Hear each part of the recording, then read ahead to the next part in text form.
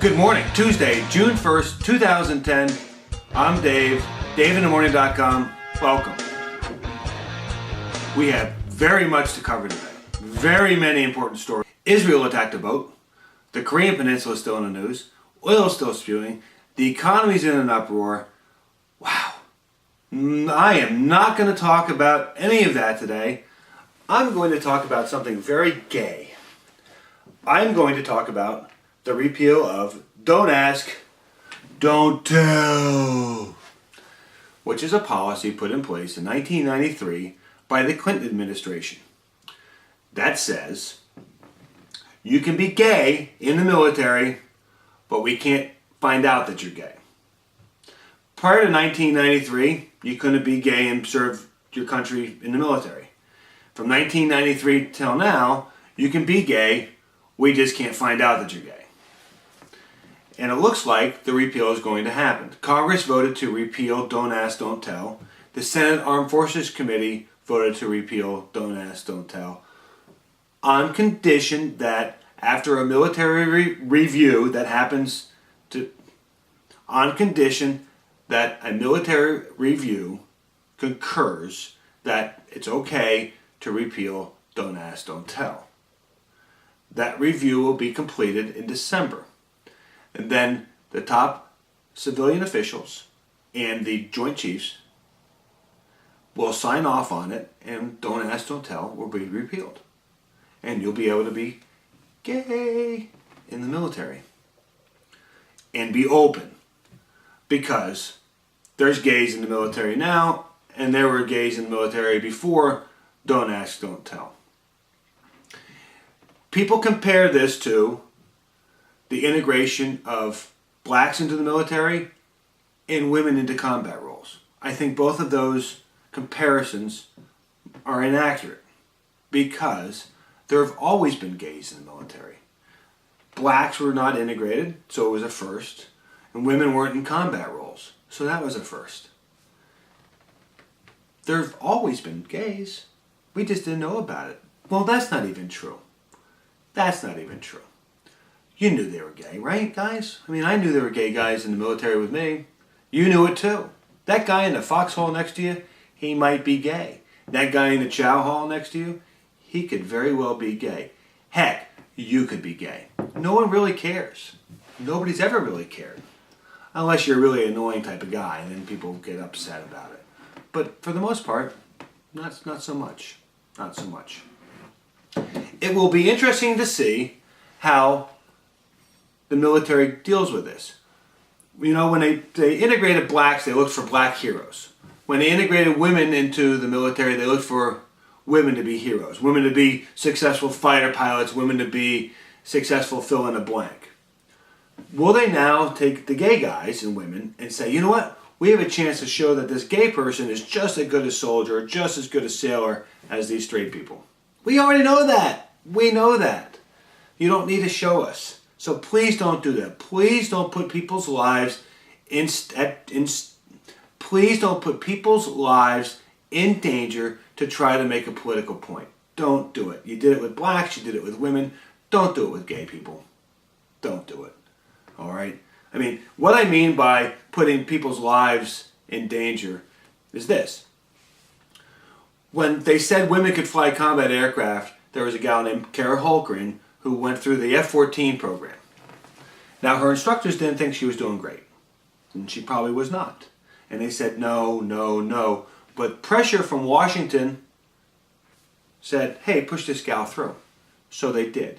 And she went out to the boat to carrier qualify. First time in an F-14. An F-14 is a big airplane, and it's hard to fly. So she's out there, and she had a mishap. And by mishap, I mean she crashed. And Kara Holgren died. Now, Kara Holgren never should have been behind the boat in a position to kill herself.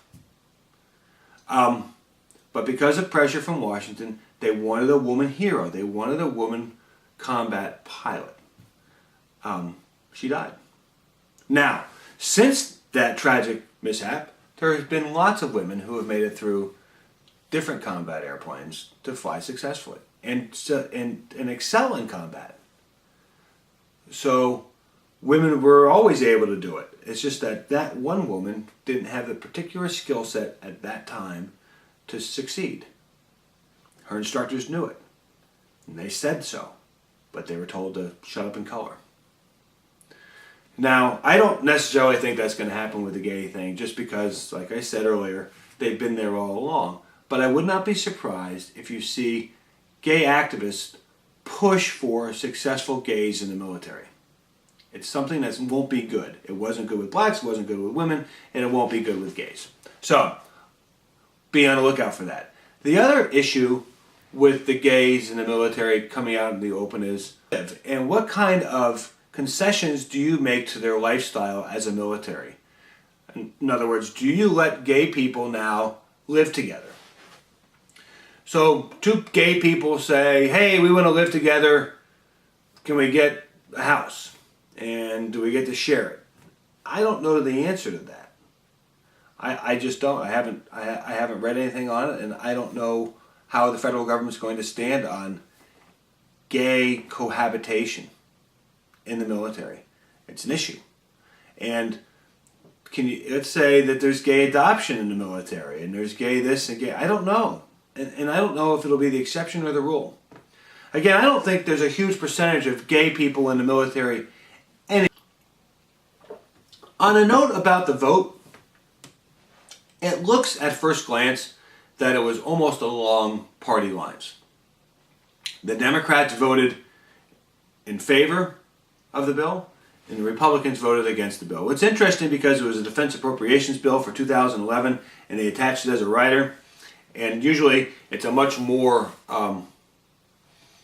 joint bill. In other words, people cross the aisle to vote for it, both sides. It's kind of a, hey, let's do this, let's get this passed. Not this time. I worry about my Republican Party of the past drifting more towards old white men with bad stereotypes as the rest of the country moves forward in a good way, I think. I think the majority of the people in the country think it's a good way. The Republican Party's hanging back. You're going to lose a Hispanic vote. You're going to lose votes of people who are more accepting of other people. And it's not the way to go. It's not the way to go. And it's certainly not the views of a Barry Goldwater who said things like, you don't have to be straight to shoot straight. So the Republican Party needs to get away from this religious dogma that's dragging them down on issues like gays in the military. Just back off, guys. Look at it objectively instead of through the blinders of a dogma.